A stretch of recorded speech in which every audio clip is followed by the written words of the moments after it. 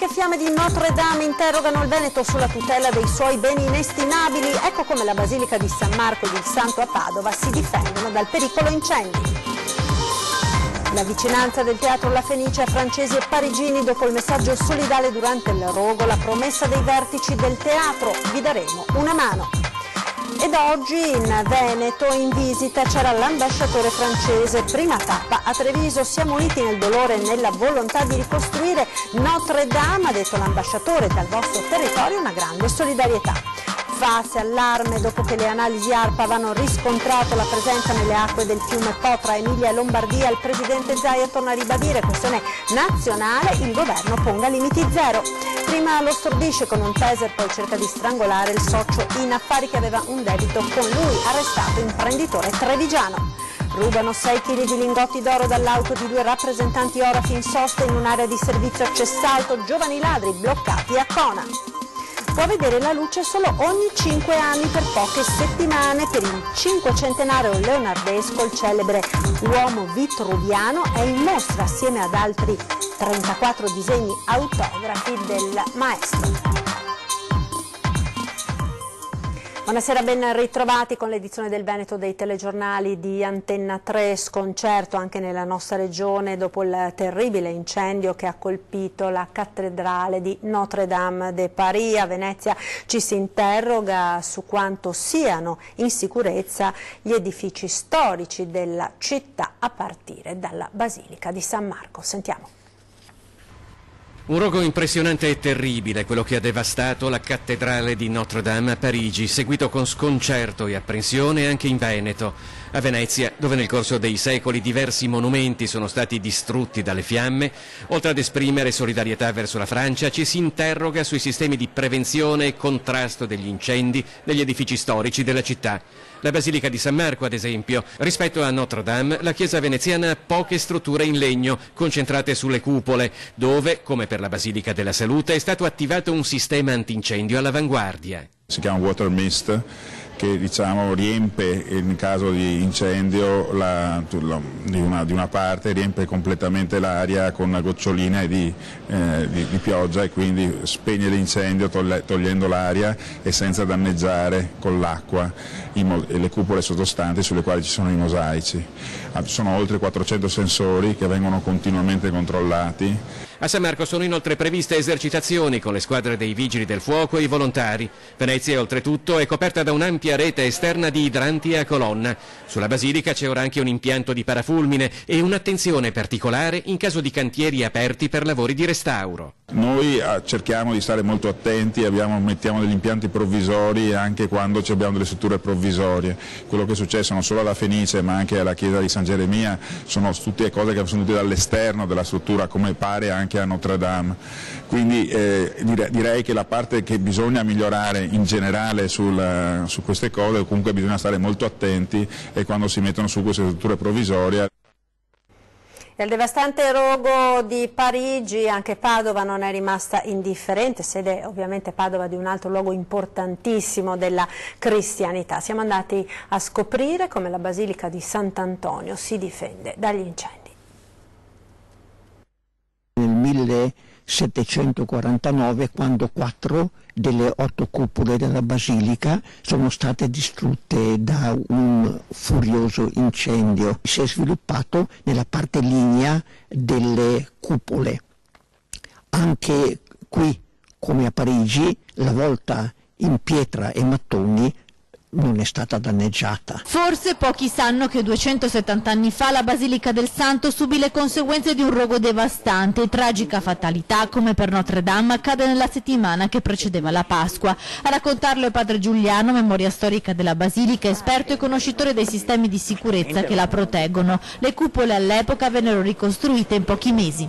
Hanno fatto un primo rudimentale sistema antincendio, scavando un apposito pozzo, facendo un sistema di pompe che portava l'acqua a un serbatoio intermedio a un certo livello dell'edificio, e costruendo una serie di camminamenti esterni. I camminamenti esterni del 1749 sono ancora visibili oggi e rimangono a difesa della basilica.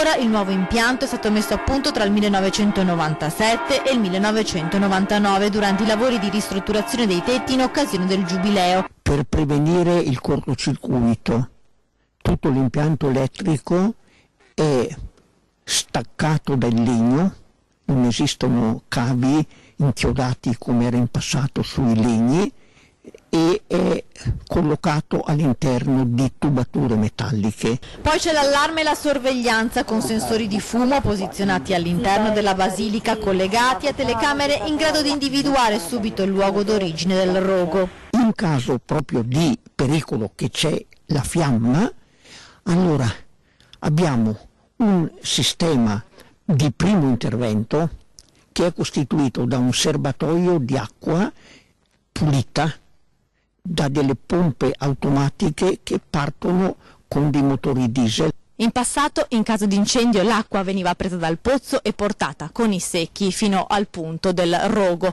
Oggi invece, come potete vedere lassù, ci sono dei tubi speciali d'acciaio che fanno arrivare l'acqua anche nei punti più alti della basilica. I tubi sono tenuti pieni di aria a pressione, perché se in inverno l'acqua si congelasse dentro quei tubi non basterebbe l'incendio della basilica per scongelarli, quindi sono abitualmente pieni d'aria compressa.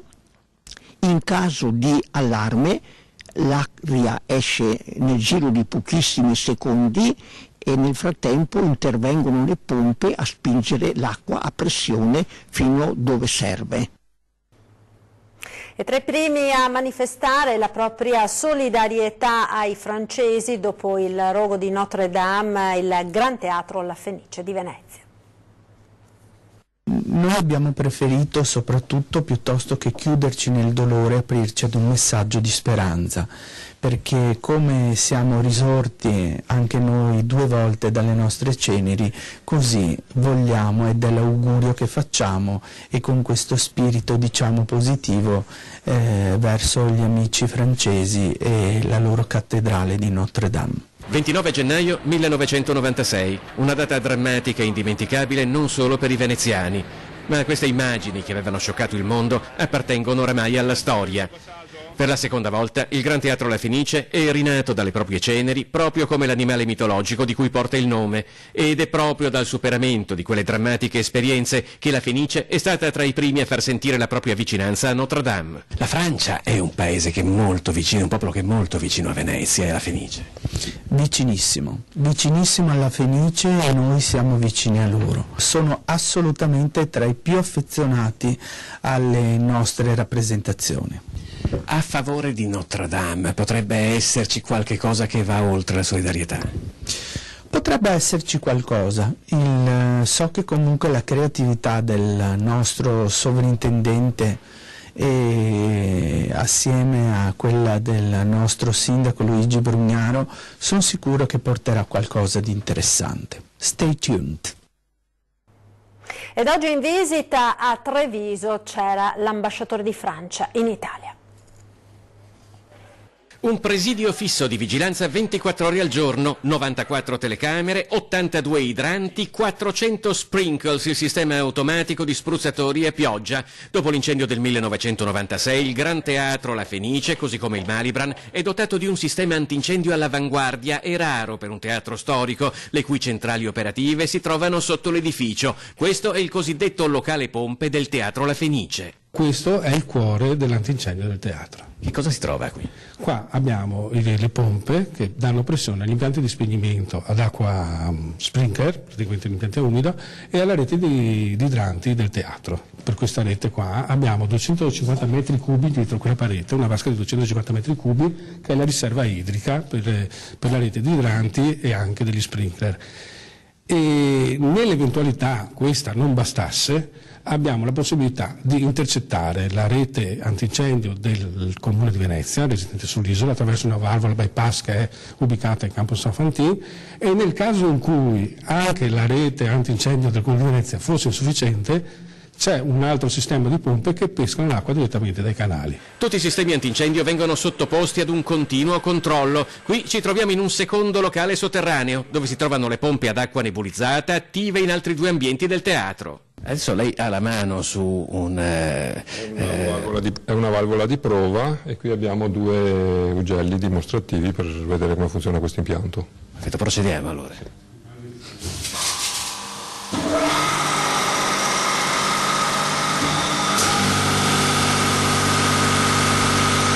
Non c'è solo l'acqua per spegnere gli incendi alla Fenice e al Teatro Malibran. C'è un sistema di spegnimento a gas che è l'Argon, che è un gas inertizzante che praticamente saturando l'ambiente di questo gas fuoriesce l'ossigeno e quindi manca una componente per far sviluppare l'incendio.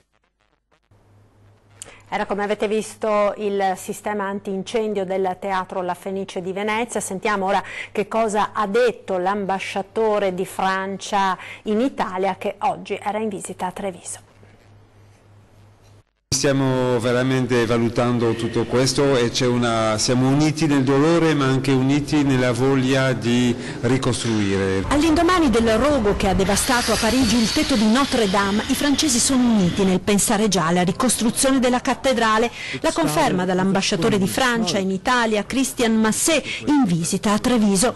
Negli occhi ancora lo shock delle immagini delle fiamme che divorano le guglie di uno dei simboli di Parigi e della Francia, ma la volontà è quella di rispondere subito all'appello del presidente Macron per ricostruire la cattedrale. C'è l'unità del popolo francese per ricostruire la cattedrale. Devo dire che qui a Treviso ho avuto tanti messaggi di simpatia, di sostegno che per noi è molto caro, veramente un sentimento da parte della popolazione trevigiana di vicinanza, di amicizia, e questo veramente ci dà grande forza. Una vicinanza e una solidarietà che l'ambasciatore, alla sua prima tappa della visita in Veneto, dice di aver sentito forte, quasi riparta proprio dalla Marca la volontà di rinsaldare i rapporti tra i 2 cugini, Italia e Francia, dopo le forti tensioni con il governo che avevano portato lo scorso febbraio la Francia a richiamare in patria lo stesso Masset. Tensioni poi rientrate ed ora proprio da qui sembra ripartire l'avvicinamento tra i 2 paesi. Sentiamo che Treviso si sente vicina alla Francia in questo momento di dolore e di tristezza. Emergenza PFAS e allarme dopo che le analisi dell'ARPA avevano riscontrato la presenza di PFAS nelle acque del fiume, poi ai confini con Emilia-Romagna e Lombardia, non solo l'inquinamento nel Vicentino quindi, ed il presidente Zaia torna a ribadire il governo ponga limiti zero a questa sostanza. Sentiamo. C604 è questo nuovo composto appartenente alla famiglia di PFAS a essere stato ritrovato in 2 campionamenti eseguiti dall'ARPAV nelle acque del Po a Corbola. Quasi certamente non c'è correlazione con la bomba ambientale scoppiata nella zona di Trissino, con 30 comuni interessati tra Vicenza, Verona e Padova. Secondo i tecnici dell'Agenzia per l'Ambiente del Veneto, il valore di alcune decine di nanogrammi litro trovato a marzo e lo scorso 2 aprile deriva dalle regioni del bacino padano a monte idraulico delle prese, parliamo quindi di Lombardia ed Emilia-Romagna. È una sostanza nuova il C604, anche le analisi sono sperimentali. Non essendovi limiti europei e nazionali, per motivi precauzionali sono già state ordinate nuove batterie di filtri e la Regione Veneto sta predisponendo una segnalazione alle regioni confinanti e anche al Piemonte. È la conferma, ha commentato il presidente del Veneto Luca Zaia, che la questione PFAS è un tema che interessa tutto il Paese ed è una primaria questione ambientale nazionale. Per questo motivo è necessario che il governo, come ha già fatto il Veneto da tempo, intervenga fermamente ponendo limiti zero. Invitiamo quindi il Ministero dell'Ambiente a muoversi sulla linea già tracciata dalla nostra regione, agendo il più rapidamente possibile. Ciò a tutela della popolazione, non solo delle aree interessate da questo tipo di inquinamento in Veneto, ma di tutti i cittadini del nostro Paese. È stata resa nota poco fa la lista dei candidati della Lega alle prossime elezioni europee per la circoscrizione del nord-est. Dopo Matteo Salvini, dopo il nome di Matteo Salvini che è capolista dappertutto, i veneti candidati sono al secondo posto Alessandra Basso, trevigiana, al terzo Mara Bizzotto, vicentina, al quarto Paolo Borchia, veronese, al sesto la veneziana Rossana Conte, al settimo posto Gian Antonio Darè, trevigiano, all'11° Paola Ghidoni, vicentina, e al 15° Ilenia Rento, bellunese. La cronaca ora con l'arresto di un imprenditore di Pieve di Soligo accusato di aver tentato di uccidere il socio in affari in Abruzzo qualche giorno fa. Si era dato appuntamento con il suo socio in affari da cui avanzava parecchi soldi. Voleva discutere di un investimento in Brasile da oltre 100.000 euro andato male. Se volesse solo spaventarlo o fosse determinato a ucciderlo resta da stabilire. Un 51enne di Pieve di Soligo, Antonio Fiabane, è stato arrestato dai carabinieri di Ortona in Abruzzo con l'accusa di aver tentato di strangolare il socio, un promotore finanziario di 57 anni di Termoli, residente a Vasto. I due giovedì pomeriggio avevano deciso di incontrarsi al casello di Rocca San Giovanni verso Lanciano lungo la A14 per discutere, ha pensato la vittima, ma Fiabane era preparato a ben altro. Fascette da elettricista con cui legare i polsi della vittima, probabilmente anche un taser, una pistola elettrica con cui gli avrebbe inflitto delle scariche dietro la testa che gli avrebbero addirittura fatto perdere i sensi. Poi con le mani avrebbe tentato di strozzarlo. Solo l'intervento di una giovane coppia che si trovava nello stesso parcheggio lo ha fatto desistere. Il trevigiano ha tentato di fuggire al volante del suo furgone. Il socio è stato soccorso e ricoverato in ospedale con i segni evidenti del tentativo di strangolamento, un serio trauma cranico e 2 costole rotte. I carabinieri hanno alla fine rintracciato Fiabane al suo rientro in Veneto e lo hanno rinchiuso in carcere a Treviso. Tentato omicidio con l'aggravante della premeditazione, l'accusa contestata nell'ordinanza di cattura. Arrestati dalla polizia i ladri che lo scorso settembre hanno rubato 6 kg d'oro a 2 rappresentanti lungo l'autostrada a Cessalto. Lo scorso 22 settembre avevano rubato 6 kg d'oro in lingotti dall'auto di 2 rappresentanti orafi cechi che di ritorno da Vicenza per lavoro si erano fermati presso l'area di servizio Calstorta lungo l'autostrada A4 nel comune di Cessalto. I ladri, un 28enne e un 22enne, entrambi di Cona, disoccupati e con diverse denunce a carico per reati contro il patrimonio, sono stati arrestati in esecuzione di un'ordinanza di misura cautelare in carcere, emessa dal GIP del Tribunale di Treviso per furto aggravato. Gli agenti della Polizia Stradale, intervenuti sul posto il giorno del furto, nel corso delle indagini hanno scoperto che i 2 giovani ladri si erano allontanati con 3 auto con i portelloni aperti, per evitare che si leggessero le targhe. Una scrupolosa attività investigativa ha consentito poi di verificare che i 2 commercianti erano stati seguiti da Vicenza, con più auto che si erano alternate nel pedinamento per non destare sospetto. Quando i 2 cittadini cechi hanno deciso di effettuare una sosta nell'area di Cessalto, con rapidità i ladri a quel punto sono entrati in azione e in 6 minuti sono riusciti a rubare l'oro in lingotti e una borsa con documenti. Grazie a una paziente opera di ricostruzione dei fatti sono state individuate le auto utilizzate per il colpo e attraverso le impronte digitali trovate nei biglietti di ingresso al casello autostradale utilizzati dai ladri sono stati identificati loro 2. Pubblicità, ora ci rivediamo tra pochissimo.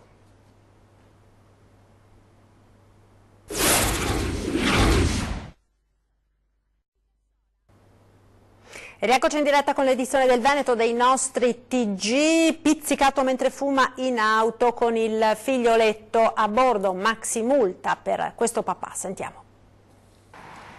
Fumava mentre era alla guida in macchina, con lui il figlio di 3 anni seduto senza cinture di sicurezza e senza essere assicurato al seggiolino. L'auto su cui si muoveva questo papà è stata fermata in serata a Codevigo durante i controlli della polizia stradale. A bordo, oltre al conducente, il figlio piccolo e altre 4 persone, tutte senza cinture. L'aria all'interno era irrespirabile, c'erano pacchi ammassati ovunque e fumo denso. L'uomo di nazionalità romena è stato multato e dovrà pagare una sanzione di quasi 500 euro. La guida di un fumatore non è sanzionata dal codice della strada, ma come per l'uso del cellulare può essere meno attenta e reattiva e soprattutto, come in questo caso, può produrre danni alla salute del bimbo. Il conducente, in questo caso, è stato multato per aver fumato in presenza del figlio piccolo e per averlo esposto al rischio elevato, facendolo viaggiare senza essere seduto e assicurato nell'apposito seggiolino. Può vedere la luce solo ogni 5 anni per poche settimane. Per il 500° leonardesco il celebre uomo vitruviano è in mostra assieme ad altri 34 disegni autografi di Leonardo da Vinci. È un lungo viaggio di studi, di proporzioni, di prove per arrivare laggiù fino dove nell'abside c'è l'uomo vitruviano di Leonardo.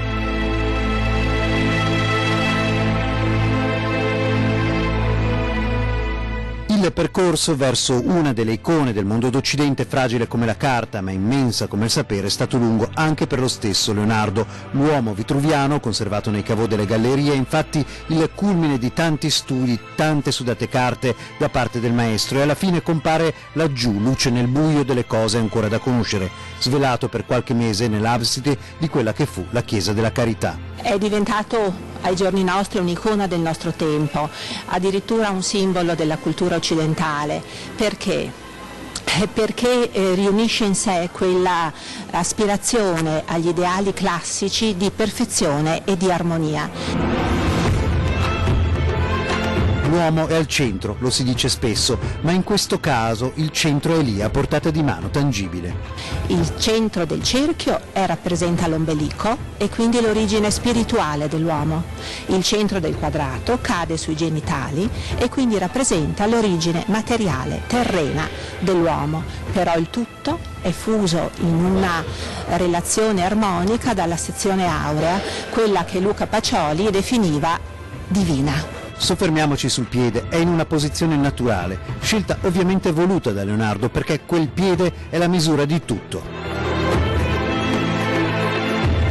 Dalla battaglia di Anghiari ai meravigliosi passi verso la definizione dell'immagine dell'uomo e le sue proporzioni, prestiti che arrivano da Windsor, dalla National di Washington o dal Fitzwilliam di Cambridge, dove, come per il resto della sua vita, Leonardo sperimenta anche su carta. Usa mezzi grafici diversi, usa la penna, l'inchiostro, lo stilo metallico che può essere stilo di piombo o stilo d'argento, acquerella talvolta gli inchiostri, oppure usa la pietra nera, la pietra rossa, proprio in una visione sperimentale anche della tecnica grafica. L'uomo vitruviano, come le altre carte di Leonardo, può vedere la luce solo almeno dopo 5 anni, per poche settimane. La luce è sua nemica, ma nel contempo svela la misura dell'uomo ogni tanto quando sappiamo accorgercene. Uno sguardo alla nostra programmazione, ora 20:10, questa sera ospiti Andrea Erri, direttore generale, e Ruggero Peraro, responsabile affari generali della Fondazione Teatro La Fenice. Parleremo naturalmente di quanto accaduto a Notre Dame. Vi ricordo poi che la replica dei nostri TG in seconda serata oggi andrà in onda al termine di Qui Studio Voi Stadio, che seguirà in diretta la sfida di Champions che vede protagonista la Juventus. Ed è tutto per questa edizione del Veneto dei nostri TG, grazie per l'attenzione, vi lascio alle previsioni del tempo, arrivederci.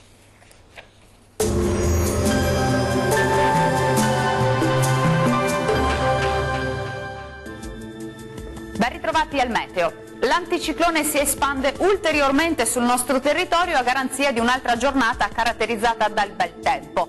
Ma andiamo nel dettaglio e vediamo come sarà la giornata di mercoledì. Sul Veneto avremo qualche foschia al mattino sulle pianure, ma in rapido dissolvimento. Altrove il cielo risulterà al massimo poco nuvoloso, più soleggiato a partire dal pomeriggio.